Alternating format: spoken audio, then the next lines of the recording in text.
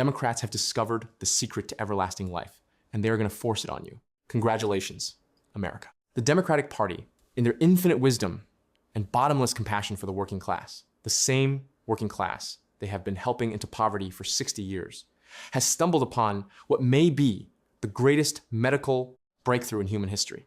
They have found a cure for death. Now, I know what you are thinking. You're thinking, Mike, this sounds insane, and you would be right.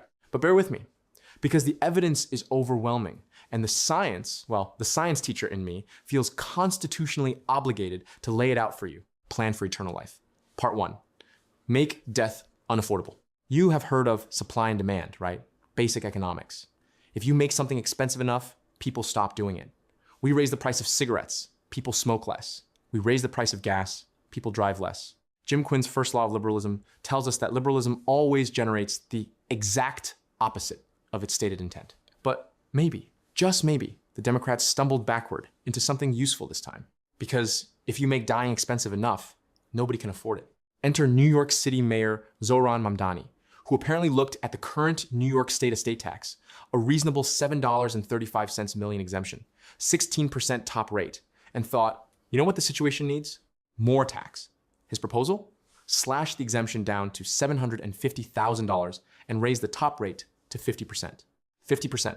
You spend your entire life working. You pay income taxes along the way. You buy a house in Queens, nothing fancy, a 2-family home worth about $1.25 million, and you set aside $200,000 in retirement.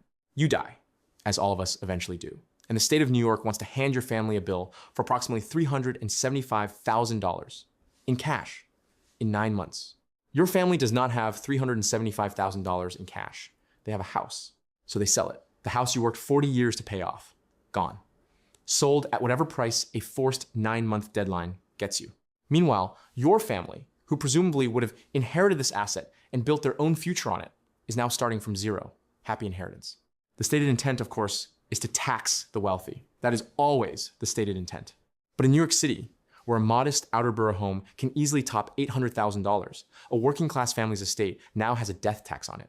The wealthy Manhattan investor with a penthouse and a portfolio, he has lawyers, accountants, trusts, and a Florida relocation attorney on speed dial. He moved to Palm Beach 3 years ago. The middle class family in Staten Island, they get the bill. Quinn's Law number 27 states that liberals have never seen a tax or tax hike they did not like. Exhibit A. There's also data, since I'm a data person, showing that New York is already hemorrhaging residents at a remarkable pace. IRS data shows the state lost approximately $9.9 billion in adjusted gross income in a single recent year from domestic migration alone. Florida gained roughly $20 billion in 1 year from people fleeing high tax states. New York's own population dropped to around 8.58 million in 2025, well below its pre-pandemic peak of 8.8 million. The solution, apparently, is to make dying more expensive, or to make it harder to leave. Either way, the Democrat plan for the working class of New York is you stay, you pay, and when you eventually stop staying, your heirs pay one more time for good measure. Eternal life. Problem solved. You're welcome, New York. Plan for eternal life. Part 2. Dead people cannot vote, but the Democrats will handle that for you. Here is where the plan gets even more elegant. You might think that dying would disqualify you from participating in American democracy. And technically, constitutionally, legally, yes, you would be correct. Dead people are not supposed to vote.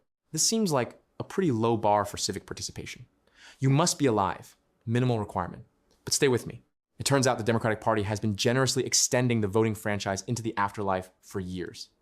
And when you think about it, it is quite possibly the most compassionate program they have ever administered. Pennsylvania alone had 8,000 plus confirmed dead voters, successfully casting mail-in ballots in the 2020 election. In Wisconsin, nursing homes showed 100% voter turnout, including a 104-year-old woman who did not recognize her own children, did not know what year it was, but voted. Brilliantly. For the correct party, obviously. The Democrats figured it out. Dead people cannot go to the polls, but they can submit an absentee ballot, and the party will be happy to assist in that process. Think of it as a courtesy service. They will take care of the ballot for you. You do not even have to do anything, which, given that you are deceased, works out perfectly for everyone involved. And in exchange for this extraordinary act of civic generosity, keeping your name on the voter rolls, submitting your ballot each cycle, ensuring your voice is heard even from beyond, the Democratic Party will simply assume you intend to vote Democrat. It only seems fair. They did all the work. This is why Democrats fight voter ID laws with such passionate, white-hot ferocity. This is why they scream about voter suppression every time someone proposes that the person casting the ballot should be verifiably alive and who they claim to be.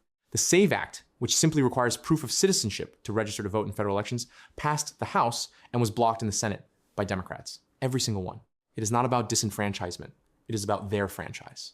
Jim Quinn's second law tells us, if you want to know what liberals are up to, pay attention to what they accuse conservatives of doing. They accuse Republicans of stealing elections. They accuse Republicans of voter suppression. Meanwhile, Time magazine published an article in February 2021 bragging about a coordinated shadow campaign that changed voting systems, secured hundreds of millions in outside funding, and monitored every pressure point to ensure a specific outcome. They called it Saving Democracy. That is one word for it. The complete Democrat immortality platform. So there you have it.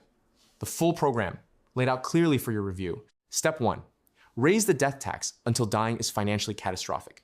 Your middle-class family home is now a liability your heirs cannot pay. You will simply have to stay alive to avoid the bill. A $750,000 exemption in a city where a 2-bedroom co-op in a decent neighborhood runs over $1 million? That is not taxing the wealthy. That is taxing the retired teacher, the small business owner, the immigrant family that scraped together enough to buy one house and pass it on. Step 2. Even if you somehow manage to die anyway, do not worry. The Democrat Party will keep you politically active. Your absentee ballot will be submitted. Your name will remain on the rolls. Your vote will continue to be counted indefinitely. What is more alive than that? The party that claims to represent the working class has designed a system where the working class cannot afford to die. And when they do, the party harvests their voting identity afterward. Quinn's Law number 1. The results are always the opposite. They say they want to help the middle class. What they built is a machine that strips middle-class families of their generational wealth at death and harvests their electoral identities after it. And before anyone accuses me of exaggeration, this is not hypothetical. New York City area IRS migration data shows billions of dollars in income leaving with movers to Florida every year. The wealthy are already gone. The people getting hit by policies like this are the ones who cannot afford to leave. The families that stayed built something modest and are now learning what the party of the working class actually thinks of them. I thought I should point that out, since no one else seems to want to. But what do I know? I am only a science teacher who reads IRS migration data, estate tax proposals, and election integrity reports, instead of getting my civic education from a party whose 2-step plan for eternal life involves confiscating your inheritance and submitting your ballot after you are buried.